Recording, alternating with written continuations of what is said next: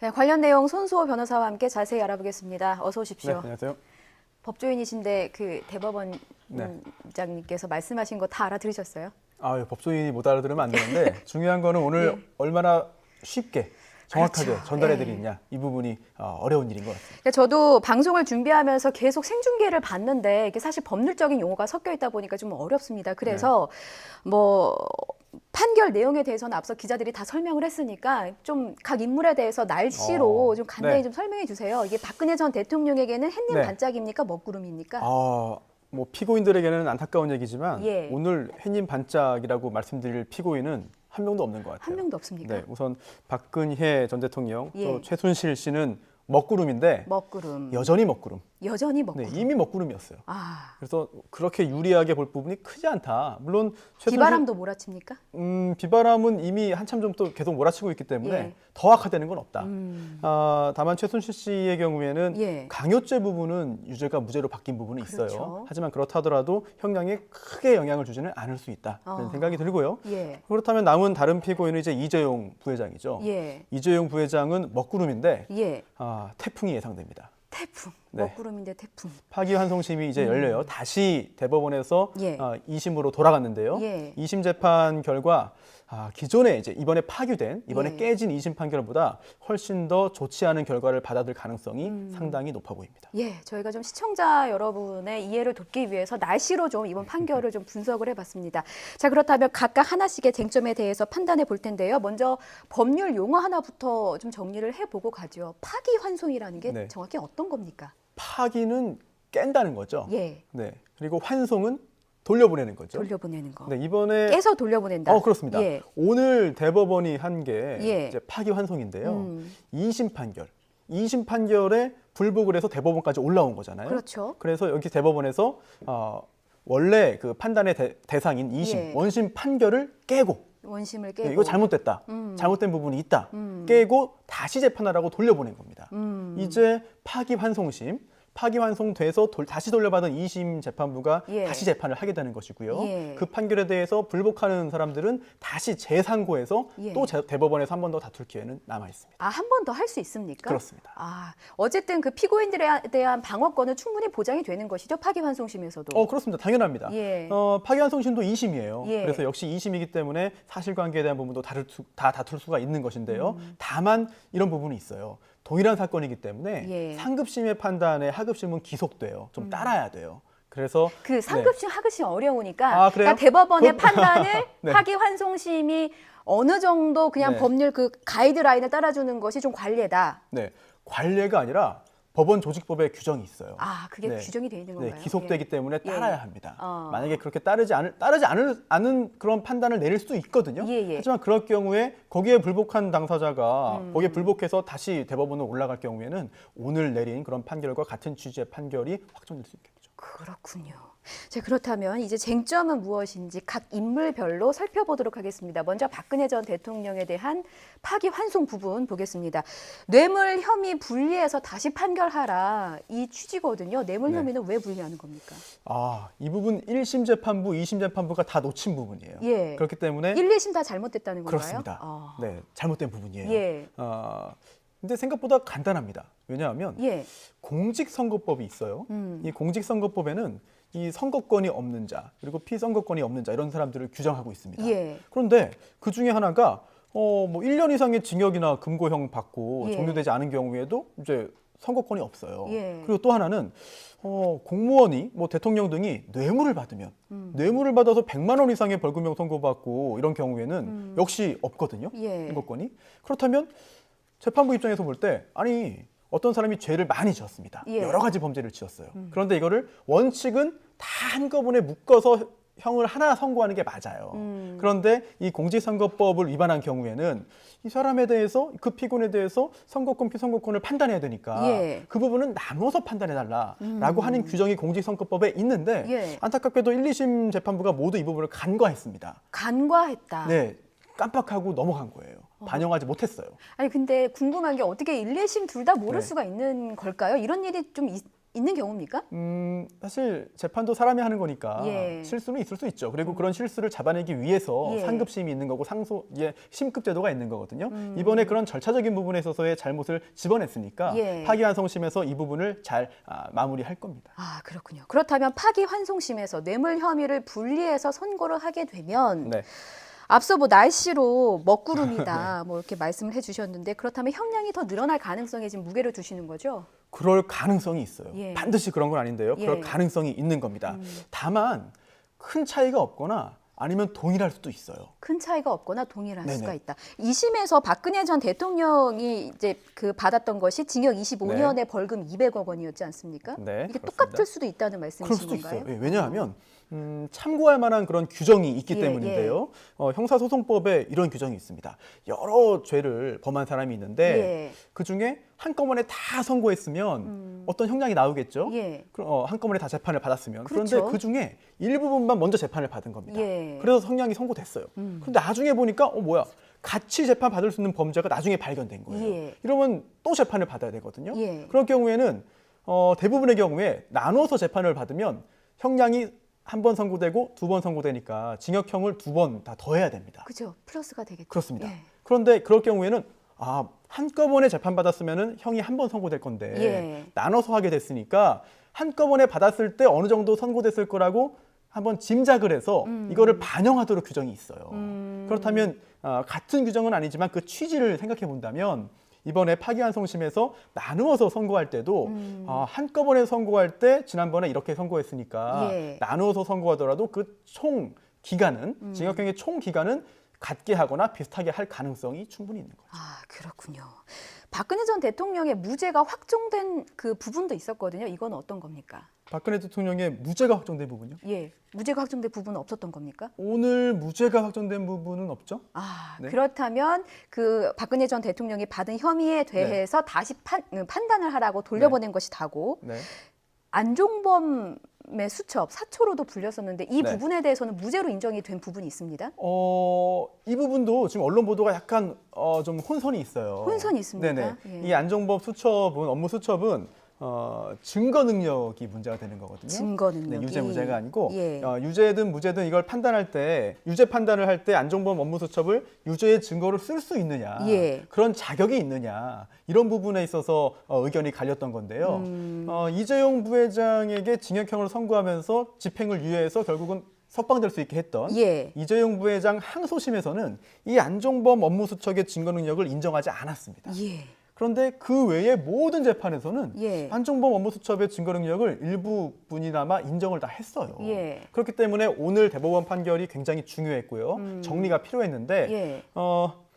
결론적으로 이렇게 됐습니다. 결론적으로. 안종범 업무수첩의 증거 능력은 일정 부분 인정. 일정 부분 인정. 네. 근데 예. 이것도 어떤 언론 보도를 보면 인정됐다. 예. 또는 어떤 보도는 인정 안 됐다. 예, 저 속보도 막 헷갈리더라고요. 나왔거든요. 예. 근데 일부분 인정된 겁니다. 일부분 그러면 그 일부분이 뭐냐? 이걸 좀 말씀드려야 되는데 예. 안종범 업무수첩은 안종범 전 수석이 적은 거예요. 그렇죠? 그렇죠. 그럼 어떤 내용을 적은 것이냐? 예. 들은 내용을 적은 겁니다. 예. 그렇다면 그 내용을 직접 말한 사람이 아니라 전해 들은 사람의 수첩이기 때문에 예. 이거를 전문 증거라고 해요. 예. 네, 그렇기 때문에 이거는 엄격한 요건을 갖춰야만 증거는 인정되거든요. 그러면 박근혜 전 대통령이 안종범 전 수석에게 지시했고 이거를 안종범 수석이 받아 적은 그 받아 수첩. 적은, 예. 이거는 안종범 수석이 공판기일이나 공판준비기일, 즉 재판에서 예. 제가 박근혜 전 대통령으로부터 이러이러한 걸 들어서 제가 적은 겁니다. 라고 말을 했기 때문에 예. 유죄의 증거를 쓸 수가 있는 거예요. 이 부분은 오늘 확인이 된 겁니다. 예. 그러면 일부분은 되고 일부분은 안 된다고 했잖아요. 예. 안 된 부분은 뭐냐? 예. 박근혜 전 대통령으로부터 직접 들은 게 아니라 또 한 번 더 걸려서, 예. 한 번 더 한 단계를 더 거친 거죠. 예, 예. 즉 재벌 총수와 박근혜 전 대통령의 어떤 그 만남 거기에서 있었던 이야기 이거는 안종범 수석이 직접 그 자리에서 적어둔 거 아니에요. 그렇죠. 박근혜 전 대통령으로부터 그 자리에 있었던 내용을 또 전해 들은 겁니다. 그렇죠. 그 부분은 증거 능력 인정이 안 됐어요. 복잡하긴 이제야 하죠. 좀, 복잡하긴 네. 한데 훨씬 이해가 쉽습니다. 뭐 여러 보도들보다도. 자, 이번에는 이재용 삼성전자 부회장에 대한 쟁점을 살펴보도록 하겠습니다. 저희가 중요한 쟁점이 있었습니다. 이 재판에서 크게 두 가지였는데 말세필에 대한 거, 그러니까 이게 뇌물인지 아닌지의 여부였고 또 하나는 경영권 승계와 관련해서 묵시적인 청탁이 있었는지 없었는지 여부였거든요. 일단은 이 말세필에 대해 어떻게 판결을 내렸는지 저희가 영상 준비했습니다. 먼저 보고 오시겠습니다. 피고인 최서원이 삼성전자의 말들을 반환할 필요가 없었고 피고인 최서원이 말들을 임의로 처분하거나 그의 잘못으로 말들이 죽거나 다치더라도 삼성전자에 손해를 물어줄 필요가 없었습니다. 이러한 경우에 이재용 등이 피고인 최서원에게 제공한 뇌물은 말들이라고 보아야 합니다. 이와 다르게 뇌물로 제공한 것이 말들에 관한 액수 미상의 사용이익에 불과하다고 보는 것은 논리와 경험의 법칙에 반하고 일반 상식에도 어긋납니다. 네, 김명수 대법원장께서 판결을 참 길게 말씀해 주셨는데 한마디로 정리하면 말세필은 뇌물이었다라는 네. 부분이고 이게 이재용 부회장에게 어떤 영향을 미치겠습니까? 네. 지금 이재용 부회장은 상당 부분 유죄 판결을 받았어요. 예. 그래서 전부 다 무죄 판결을 받는 것은 현실적으로 불가능한 상황이 됐습니다. 그렇다면 중요한 것은 형량인데요. 예. 형량에 크게 영향을 미치는 게 뭐 횡령, 뇌물 다 문제가 되니까 예. 그 규모입니다. 규모. 예, 뇌물을 줬는데 그 뇌물을 준 그 뇌물액이 크다면 예. 더 형량이 무거워지는 것이고요. 그렇죠. 또 그 뇌물이라는 것도 자기가 가지고 있던 돈 준 게 아니고요. 예.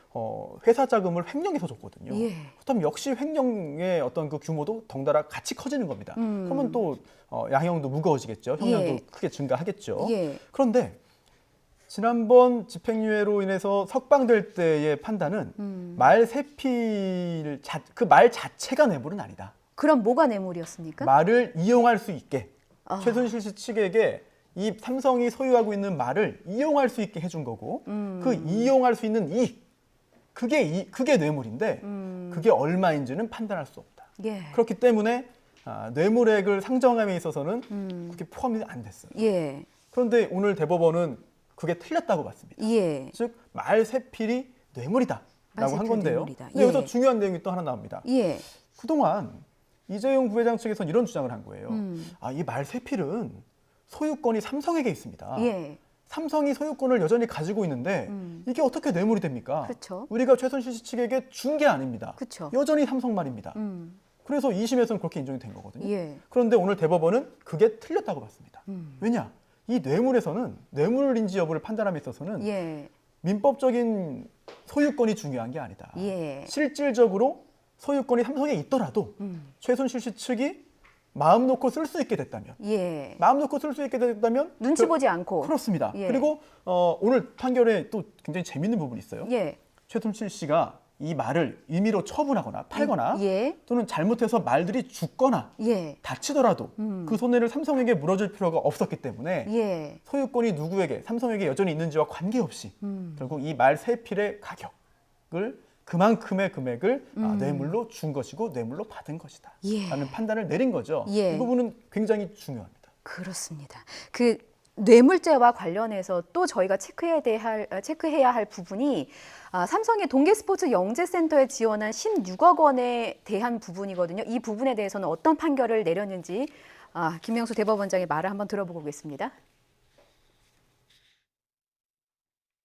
최소 비용으로 삼성그룹 주요 계열사들인 삼성전자, 삼성생명에 대한 이재용의 지배권 강화라는 뚜렷한 목적을 갖고 미래전략실을 중심으로 삼성그룹 차원에서 조직적으로 승계 작업을 진행하였음을 알 수 있습니다.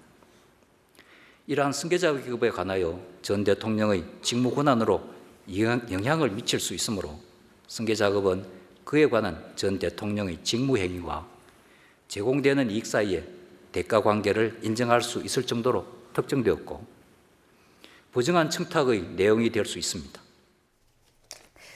네, 역시나 말씀을 참 길게 해주셨습니다. 정리하면 16억 원도 뇌물이다. 예, 네. 이게 삼성의 경영권 승계 작업과 관련해 묵시적 청탁으로 인정이 된다라는 부분이죠. 그렇습니다. 지금 계속 우리가 살펴보고 있는 부분은 예. 이재용 부회장이 뇌물로 준 금액이 어느 정도냐. 그리고 또 그 뇌물은 삼성의 회사 돈을 준 것이기 때문에 역시 횡령이 동시에 되는데 예. 횡령의 규모가 어느 정도냐. 이 부분을 따지는 거예요. 예. 그런데 조금 전에 말세필의 가격만큼 횡령과 뇌물을 준 게 인정이 된 것처럼 예. 여기에 하나 더 더해진 거죠. 그쵸. 그게 바로 이번에 그 16억 원입니다. 예. 그런데 말과 약간 다른 부분이 있어요. 이거는 삼성의 경영권 승계라는 그런 현안. 그게 있었냐. 예. 그게 있어야만 부정한 청탁이 인정되기 때문이에요. 그렇죠. 예, 왜냐하면 이 부정한 청탁이 필요한 이유는 제3자 뇌물죄의 성립 요건이기 때문입니다. 아. 그러면 이 부정한 청탁이 인정되려면 예. 2심 전심 정도로 되는 것이 아니라 정확하게 자 이런 부분 제가 필요합니다. 그러니 제가 이걸 해줄 테니까 들어주세요. 예. 알겠습니다. 제가 이거를 받는 대신에 그 부분 들어주겠습니다. 예. 이런 부정한 청탁이 구체적으로 명확하게 있어야 되는 것이냐. 예. 이거는 이재용 부회장 2심 재판부의 판단이었고 또 이재용 부회장 측의 주장이었거든요. 그렇죠. 그런데 이번에 대법원은 그 정도까지 필요한 건 아니라고 봤어요. 즉 이런 부정한 청탁은 청탁 대상이나 내용이 구체적일 필요가 없다. 구체적일 필요가 없다. 네, 예. 이거 공무원 직무, 이게 대통령이거든요. 예. 대통령은 굉장히 포괄적인 권한을 가지고 있기 때문에 이런 대통령의 포괄적 권한에 비추어 볼 때 예. 대통령의 직무와 대가 관계가 있다고 볼 수 있으면 충분하다. 이렇게 본 거예요. 예. 특히 이게 공무원의 직무와 또 제3자에게 제공되는 이익 사이의 대가 관계를 인정할 수 있을 정도면 충분하다. 예. 그리고 이거는 그런 인식, 그러한 사실을 아는 것은 미필적이면 충분하다. 미필적. 네, 확정적일 필요는 없다는 예. 거예요. 즉 이재용 부회장 2심 판결과 굉장히 다른 판결이거든요. 그러네요. 네, 만약 오늘 대법원이 이런 판단을 내렸기 때문에 앞으로도 이런 유사한 사안에서 부정한 청탁의 인정 범위는 생각보다 과거에 어떤 그 좁게 봤던 것보다는 조금 더 넓어질 수 있을 것으로 보입니다. 자, 그러면 2심에서 해야 될 판단이 뇌물 혐의를 다시 판단을 하고 뇌물액, 횡령액을 재산정해야 하는 부분이 있는 거잖아요. 네. 그러면 지금 나온 금액들을 더해 보면 네. 얼마입니까? 지금 한 86억인 80 몇 억이죠? 일단 이재용 부회장 2심에서 뇌물로 인정된 게 36억 원이었고요. 예, 36억 원이었고. 네. 거기에 이번에 그 말세필 말세필, 예. 그리고 동계스포츠영재센터 16억까지 더해지는 거죠. 예. 이렇게 되면은 86억이 되네요. 예. 다 더해보면 86억. 그렇죠. 이 86억이 의미하는 바가 뭡니까? 뭐 일각에서는 50억이 넘었기 때문에 실현 아. 가능성이 커진다, 막 이런 네. 얘기도 있던데요. 그렇습니다. 지금 이 사건이 굉장히 복잡한 이유가 예, 등장하는 사람도 여러 명 있고요. 그렇죠. 또 그 피고인 한 명 한 명마다 재판을 받고 있는 그런 그 죄목이 굉장히 많아요. 어려워요. 그렇습니다. 예. 많은데 우리 보통 뭐 외국 드라마나 영화 보면은요. 예. 한 명이 여러 죄를 범했을 때 죄를 10개 범했습니다. 그러면 1번 죄 징역 2년, 뭐 2번 죄 징역 3년 이렇게 선고되면 다 더합니다. 특히 영미법계에서는 더해버려요. 예. 그런데 우리나라는 원칙적으로 그렇게 안 합니다. 어. 즉 제일 큰 죄, 제일 무겁게 처벌할 수 있는 죄를 예. 기준으로 해서 그 장기 또는 다액, 그러니까 그 상한, 예. 그 상한을 2분의 1까지 가중하는 데 그쳐요. 그런데 지금 이재용 부회장의 경우에는 가장 무겁게 처벌할 수 있는 게 이 많은 죄 중에 뭐냐? 예. 뇌물이 아니고요, 횡령입니다. 아. 네, 그런데 그렇다면 이 횡령을 중심으로 놓고 봐야 돼요. 예. 그런데 이 횡령 액수가 50억 원이 넘으면 법정형이 5년 이상의 징역형이에요. 그게 특정경제범죄 네. 가중처벌법에 따른 겁니까? 그렇습니다. 예. 이거는 뇌물 공여는 형법에서 처벌하지만 예. 액수가 크면은 이 좀 전에 말씀해주신 그 특정경제범죄 가중처벌법에 의해서 가중처벌되는 거거든요. 예, 예. 그래서 이 뇌물 액수가 50억이 넘느냐 아니냐가 굉장히 큰 차이를 보입니다. 그렇군요. 그래서 지난번 2심에서 이재용 부회장이 집행유예로 석방될 수 있었던 이유가 결국 말세필 또 예. 동계스포츠영재센터 이걸 빼니까 예. 이게 50억이 아닌 36억 원이었기 때문에 집행유예로 나올 수 있던 거거든요. 예. 그런데 만약 이게 36억이 아니라 86억 원으로 확정된다면 횡령액이 커지고 또 그에 따라서 처벌 수위도 굉장히 올라가기 때문에 예. 이재용 부회장 측에서는 지금 굉장히 고민스러운 상황이 될 것 같습니다. 고민스러운 상황이다. 그런데 저는 오늘 그 뉴스 들어오기 바로 전에 이런 기사를 봤습니다. 삼성에서 최악은 면했다라는 일각의 반응이 있다는 기사입니다. 그래서 이게 무슨 말인가 하고 봤더니 국외재산 도피죄에 대해서 무죄를 확정받았다. 이거는 상당한 의미가 있다라는 반응이었거든요. 이 설명 좀 해주세요. 그렇습니다. 지금 이재용 부회장에 대해서 예. 모든 부분이 다 유죄 판결 나온 게 아니에요. 그쵸. 무죄 판결 받은 부분이 있어요. 예. 그게 바로 조금 전 말씀해주신 국외 재산 도피, 예. 그리고 또 미르재단, K스포츠재단에 대한 뇌물, 예. 이 부분은 둘 다 무죄 확정이 됐습니다. 무죄예요. 무죄라고 예. 봤어요. 대법원도 무죄라고 봤는데 그런데 조금 전에 제일 무거운 게 유죄 판결 받은 것 중에 가장 무거운 걸 기준으로 말씀드렸잖아요. 예. 그게 횡령이었고. 예. 그런데 재산국외 도피죄가 만약 유죄로 판단받았다면 예. 그게 형량이 더 무겁거든요. 아. 따라서 그걸 기본으로 해서 또 말씀드렸어야 되는 상황이에요. 예. 그런데 이번에 대법원에서 갑자기 무죄가 된 건 아닙니다. 2심에서도 그 부분은 여전히 무죄였어요. 따라서 2심 재판에서 무죄로 판단했던 부분들, 그 부분들은 이번 대법원 판단을 통해서 여전히 이제 무죄로 확정이 된 것이기 때문에 삼성 측에서는, 이재용 부회장 측에서는 적어도 그 부분에 대해서는 다행이라는 생각을 할 것 같습니다. 그래서 최악은 면했다라는 평가가 나온다는 부분까지 짚어주셨고요. 마지막으로 최순실 씨 관련해서 좀 얘기를 나눠보겠습니다. 최순실 씨는 어떻게 되는 건가요? 네, 큰 변화는 없을 것 같아요. 네, 특히 오늘 이경재 변호사도 상당히 격앙된 그런 인터뷰를 했죠. 예. 발언을 했는데 그 이유가 원했던 그런 결과가 나오지 않았기 때문인 것 같습니다. 그리고 또 오늘 일부 무죄 취지로 판단을 한 예. 그런 그 강요 예. 부분 있잖아요. 이 부분은 생각보다 큰 여파는 없을 것 같아요. 다른 중한 범죄들이 많기 때문에. 그리고 어찌 보면 도덕적으로는 더 큰 비난을 받을 수 있습니다. 그 말씀은 무슨 네. 말씀이십니까? 왜냐하면 강요라고 하는 것은 폭행 또는 협박으로 법적인 의무가 없는 행위를 하도록 하는 거거든요. 예. 그런데 오늘 대법원에서는 이거는 강요죄에서 말하는 협박이 아니라고 본 거예요. 그렇다면 협박이 아니라면 어떤 거래라고 예. 해석될 수 있거든요. 아. 그렇다면 이 부분은 법적인 부분을 논외로 해서 정서적인 부분 또는 도덕적인 부분에서는 오히려 더 나쁘다는 판단을 받을 가능성도 있지 않을까 싶습니다. 알겠습니다. 변호사님 오늘 너무 쉬운 설명 잘 들었습니다. 앞으로 뭐 자주 뵙죠. 변호사님 말씀 여기까지 듣겠습니다. 손소 변호사였습니다. 고맙습니다. 네, 감사합니다.